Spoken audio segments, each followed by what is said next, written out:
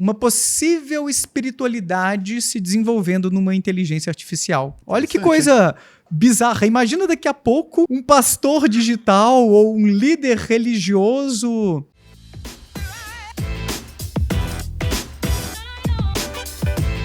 Como que a evolução da inteligência artificial ou das novas tecnologias, redes sociais, elas podem mudar a nossa metodologia aí de crenças, ou ela vai interferir a ponto de que as pessoas vão ficar tão dependentes de inteligências artificiais para interpretar o mundo que eles vão deixar de seguir por padrão as coisas que eles seguiam. Você acha que de alguma forma isso vai mudar a forma que a gente enxerga ou adota comportamentos no mundo? É muito importante essa questão para a gente se fazer. Eu acho que são as pesquisas que vão mostrar se cada vez mais a gente adotando inteligência artificial e certos aplicativos, a gente vai ter alguma perda cognitiva.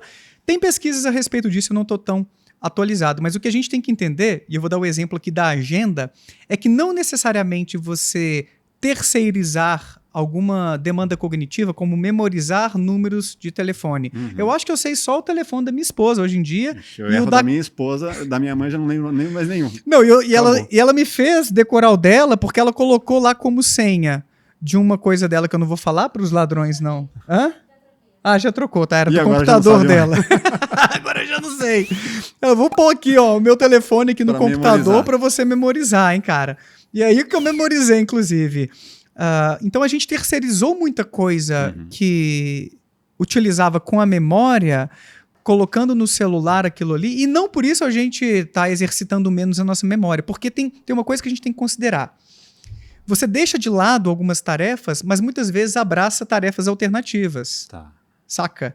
Então, você deixa de memorizar números de telefone, mas talvez você está lendo reportagens, fazendo resumos, dependendo do trabalho que você faz por ali. Então, por exemplo, o meu trabalho é puramente intelectual. Eu leio artigos científicos, eu escrevo textos, eu faço roteiros de vídeo, enfim, falo sobre psicologia, comportamento humano. Eu tenho que estar o tempo inteiro memorizando coisas, aprendendo coisas. Sim. Não dá para dizer que meu trabalho não me exija cognitivamente. E ainda assim, eu terceirizo muita coisa para esse cara aqui, ó. Se não fosse ele para ter a minha agenda, para apitar o horário que eu tenho que fazer tal coisa, meus remédios e tudo, eu estaria desorganizado no mundo. Então, não quer dizer que a gente terceirizar certas demandas, certas tarefas para inteligência artificial, para aplicativos os mais variados, eu terei uma perda cognitiva, algum tipo de prejuízo. Mas quando a gente delega funções importantes, como, por exemplo, um psicólogo? Você não vai se consultar com um psicólogo, você vai se consultar com uma inteligência artificial, ou um médico, ou uma metodologia de encontrar problemas em exames. Sim, sim. Pode ser. É muito mais sério. Que a gente tenha... que tarefas, sim, ou uma tabuada que você não decora mais. A tabuada é um bom exemplo também. Mas pode ser que a inteligência artificial faça melhor do que nós, em alguns casos. Não, a maioria dos casos vai fazer. Esse é o problema. Eu acho que foi o Samuel Bellini Leite, pesquisador, amigo meu, teve no meu canal recentemente para a gente falar sobre inteligência artificial, psicologia. Ele levou um estudo sugerindo que uma inteligência artificial tem chegado a diagnósticos mais precisos do que profissionais da saúde. Então tem havido algumas pesquisas nessa direção. Não vou colocar de forma taxativa, até porque as pesquisas científicas elas trazem resultados provisórios. Olha, isso aqui é promissor, vamos dar uma investigada melhor. Talvez para alguns diagnósticos ela superou e outros não. Então eu estou falando aqui, e isso pode parecer chato para quem está assistindo. Daniel, você fica se justificando muito. Mas é uma questão de responsabilidade social também. Tá? Eu não estou colocando isso aqui como uma pesquisa que fechou o assunto. Mas parece que existe já uma inteligência artificial que está tendo acertos maiores do que de alguns profissionais de saúde para alguns diagnósticos. Vamos ver para onde a pesquisa avança. Mas pode ser, então, que haja benefícios no uso da inteligência artificial também. Eu acho perigoso, Carlos, quando a gente faz como algumas pessoas fazem com medicamento psiquiátrico. Ou demonizam, nossa, isso aí cria dependência, não tem tanta pesquisa, a gente não sabe exatamente como funciona, tem os efeitos colaterais, não vamos usar remédio psiquiátrico. Demonizou. Ou no outro extremo, santificam. Gente, remédio psiquiátrico muda a vida de qualquer um. Você tem que ver antes e depois do medicamento. Todo mundo deveria usar remédio psiquiátrico. É igual alguns marombeiros falando de testosterona. Testosterona é vida. Quem não usa, e aí vira mesmo. Caraca, mano. Pois é, o problema muitas vezes é isso. Às vezes a pessoa tem uma crença, um valor que quando sai um estudo cujos resultados são compatíveis com aquilo que você já acredita, você pode abraçar com muita força aquilo ali e defender de uma forma exagerada. Como se a ciência te desse razão, te desse esse respaldo e pode fortalecer aquele tipo de paixão que você tem. Então a gente tem que ter cuidado com esses discursos muito apaixonados e extremistas sobre inteligência artificial, sobre medicamento psiquiátrico, sobre quase qualquer coisa. A gente tem que ter um pouquinho desse cuidado. Por quê? Depois eu comento o que eu ia Vai te falar. mudar a questão da crença, a inteligência artificial, de alguma forma, na sua visão? Cara, eu acho que pode ter um impacto muito interessante no sentido de...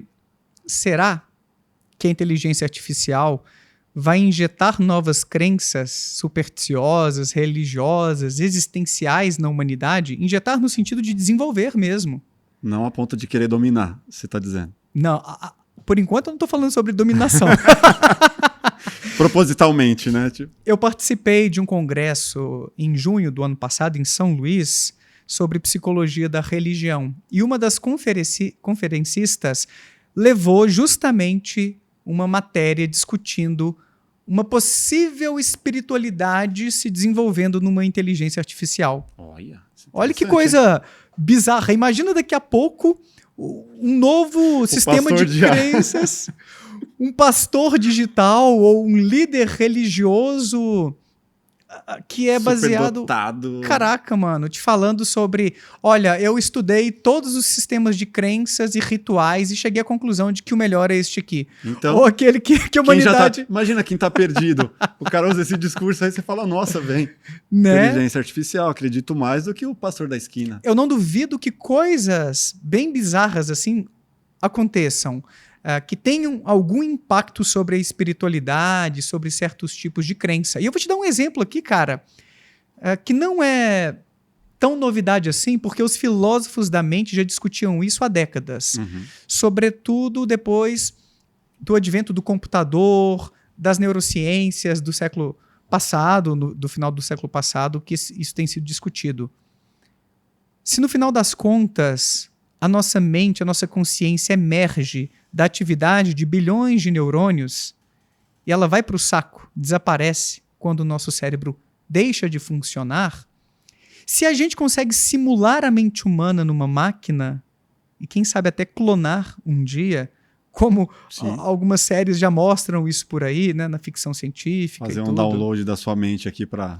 A gente teria reencarnação, a gente teria imortalidade, a gente teria clonagem de mentes, coisas muito estranhas. Inclusive, a gente poderia se questionar se eu consigo criar uma inteligência artificial que de fato tem consciência, interesses próprios, que pensa e se comporta de forma tão inteligente quanto a gente, e talvez até mais. Trilhões e trilhões de parâmetros que elas algumas já têm, cara, não é de se duvidar que vai chegar nisso, né? Em muito pouco tempo, eu acredito. Alguns neurocientistas, como o Miguel Nicoleles, colocam ressalvas. Olha, eu acho que o cérebro humano funciona de uma maneira que não é digital, é mais analógica e não vai dar para a gente replicar nos moldes computacionais que a gente tem hoje. Mas talvez a gente desenvolva tecnologias um pouco diferentes, um pouco mais analógicas ali na frente.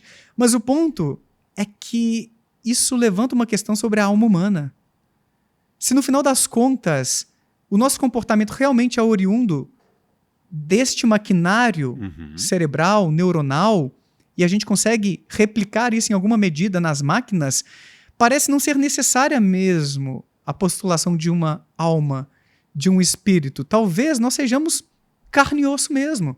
Talvez não haja nada além disto, agora entende? Agora te pergunto, o ateu acredita em alma, em espírito? Isso é controverso. Você...